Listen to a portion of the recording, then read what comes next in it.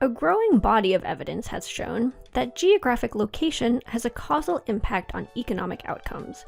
For example, where you live or grow up affects your education level and earnings. But to what extent does it also drive health outcomes, and, in particular, life expectancy? Does when you die depend on where you live? This paper explores that question in the context of the large-scale displacement caused by Hurricane Katrina in 2005. Katrina, which remains the costliest storm in U.S. history, caused $161 billion in direct damages, much of it concentrated in New Orleans, and had an official death toll of over 1,800. In the immediate wake of the disaster, an estimated 1 million individuals were displaced from the affected region, and many never returned. This raises the question, if displacement led residents to relocate to regions with better economic or health outcomes, is it possible the storm generated benefits for these survivors? The authors use administrative Medicare data from 1992 to 2013 that allow them to track the outcomes of elderly and long-term disabled individuals who were living in New Orleans prior to Katrina. These data allow them to measure mortality rates for this group up to 8 years after the storm, and regardless of whether or where they move. To gauge how outcomes would have evolved in the absence of Katrina, the authors use a control group consisting of comparable Medicare cohorts initially residing in 10 cities not directly affected by the hurricane. Comparing the pre- and post-Katrina outcomes of the treatment and control groups allows the authors to identify the causal effects of the storm. As a prelude to the main results, this figure shows annual mortality rates for the cohort of Medicare recipients living in each of the 10 control cities as of 1999.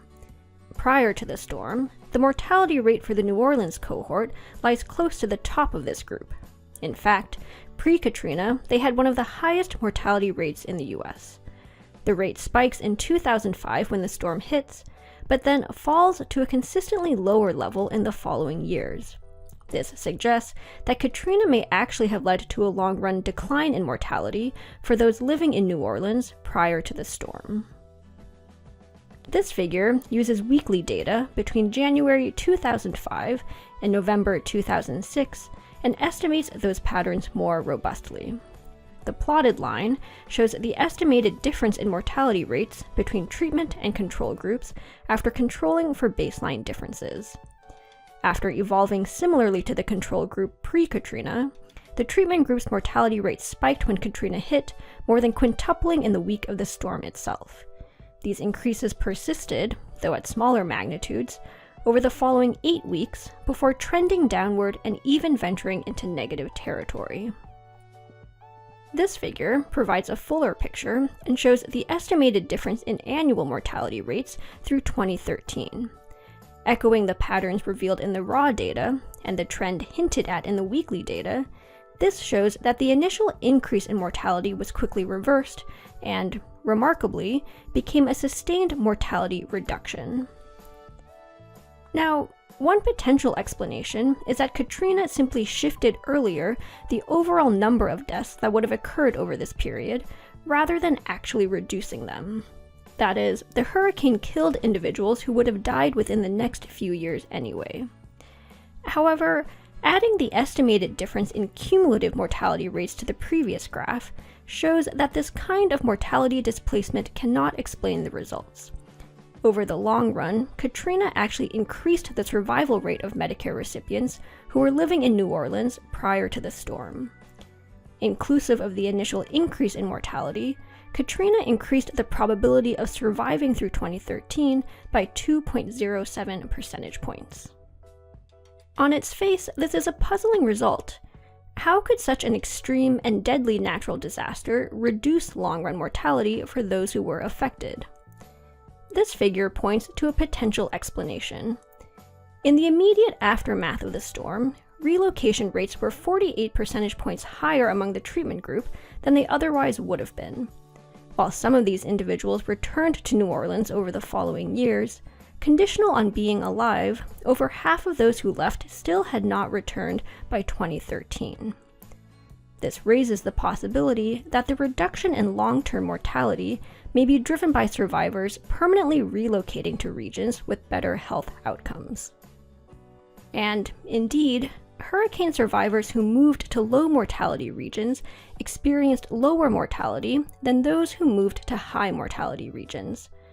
Importantly, there is no relationship between movers' baseline health levels, as measured by their predicted mortality as of 2004, and mortality rates in their destination regions. In other words, this positive relationship is driven by the causal effect of these locations, rather than by healthier individuals sorting into low mortality regions. In terms of magnitudes, each percentage point increase in the destination region's mortality rate corresponds to a 0.83 to 1.01 percentage point increase in the mover's mortality rate. Migrants' mortality is lower in areas with healthier behaviors and higher incomes, but is not related to levels of local medical spending or hospital quality. Overall, the authors estimate that relocation to areas with better mortality outcomes can explain over 70% of the long-run mortality decline. Note, however, that this does not imply that survivors' overall welfare increased as a result of the storm. Rather, this paper argues that these kinds of indirect channels can shape the long-run effects of natural disasters, and, more broadly, provides evidence that one's location of residence can have a causal impact on mortality. To read more on this topic, you can check out the paper's references to other related work. These include papers studying the drivers of regional differences in life expectancy, those investigating the health and economic effects of natural disasters, and finally, research on how local conditions can affect individual outcomes.